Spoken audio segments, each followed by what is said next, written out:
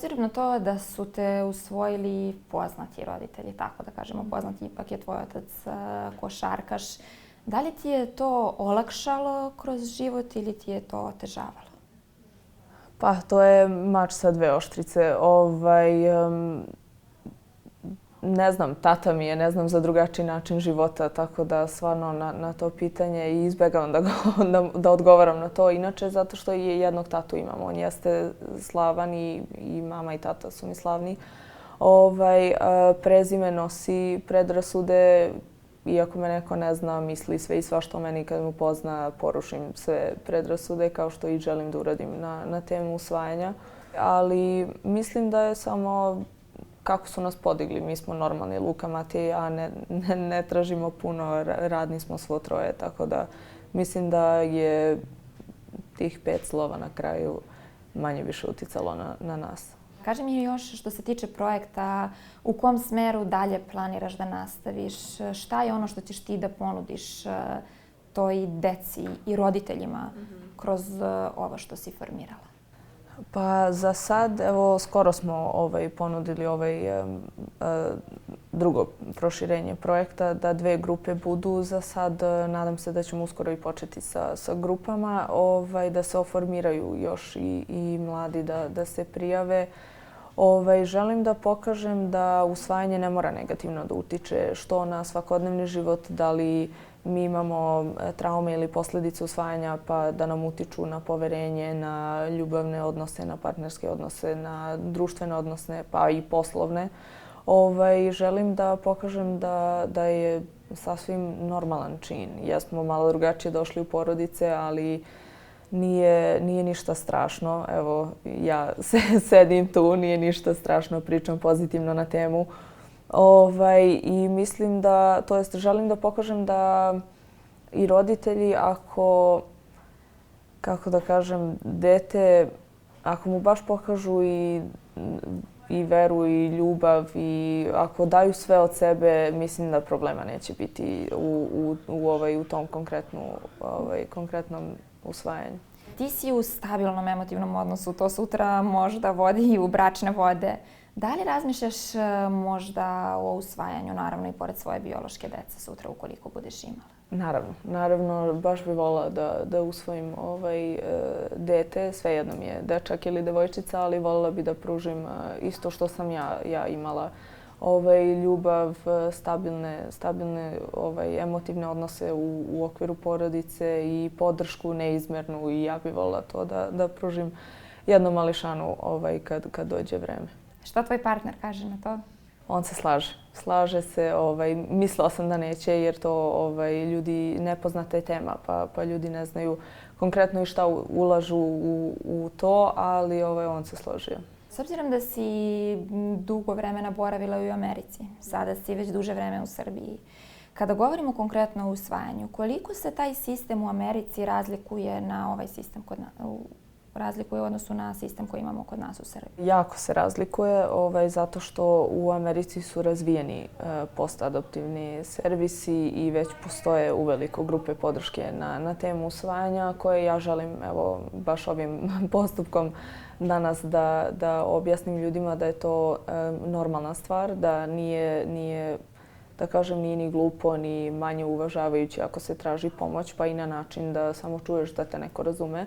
Tema usvajanja u Americi je jako prihvaćena tema, ljudi ne gledaju na to kao mi ovdje da je i tabu i da ne može se priča o tome i da ne treba.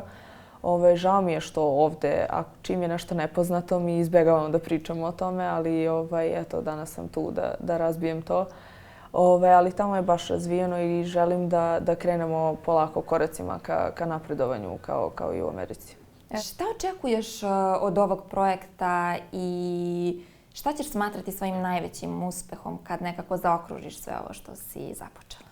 Eto, iskreno sad o tome nisam ni razmišljala, ali sad kad pitaš, već se moj, da kažem, uspeh i moj cilj ostvario, tako što su mi devojke iz prve grupe, mi smo još uvijek u kontaktu i kad se grupe završe, tako da mi još uvijek pišu da su zahvalni što je ovo postalo, da su tražili ovako nešto u Srbiji, a nije postojalo, da jednostavno njihovu iskrenu i zahvalnost.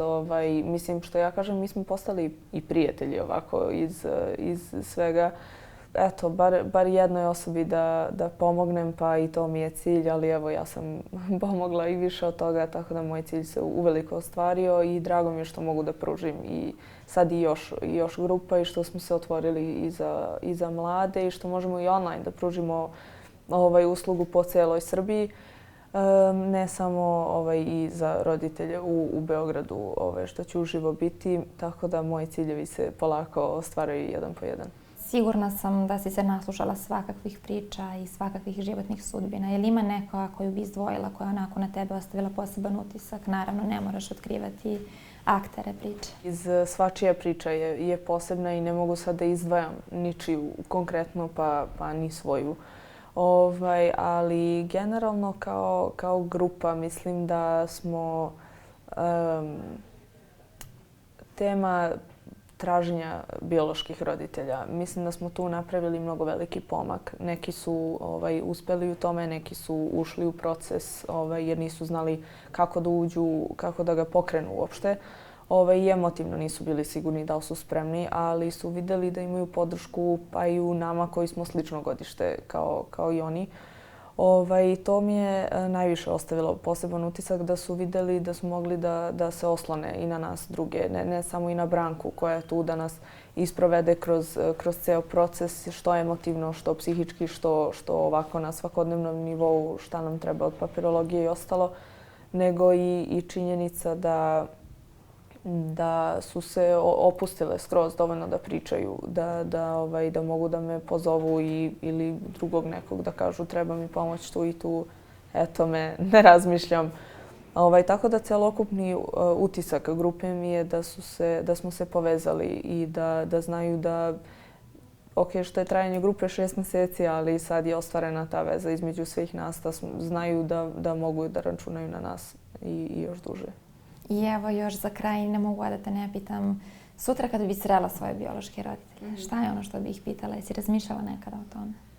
Nisam razmišljala o tome, ali mislim da bih morala malo duže da razmislim, ali samo znam da bi im rekla hvala, da ih ne osuđujem šta su uradili, da sam jako srećna, živa, zdrava, da sam odrasla devojka i zahvalna sam što su me dali na usvajanje, pa čak i iz razloga da dobijem možda, da kažem, i bolju šansu za život. Ne znam pod kojim uslovima su me dali, ali ne osuđujem i jednostavno imam ogromnu zahvalnost što me biološka majka nije abortirala, što sam tu danas da podelim svoju priču. I evo još za kraj jedna poruka svojoj usvojenoj deci od tebe. Budite hrabri, ne razlikujemo se puno ni od koga, samo smo malo drugačiji došli na svet i jednostavno verujte u sebe, nikad nemojte da se oslanjate ni na komentare, ni na predrasude drugih samo zato što si im nepoznat. Čak i ja kažem da smo mi čak i posebni jer držimo određenu prošlost iza sebe, a svaki dan se borimo protiv tog tabua i afekta usvajanja i mislim da samo trebaju da znaju da su ekstremno hrabri i dan po dan treba da se ide kroz život.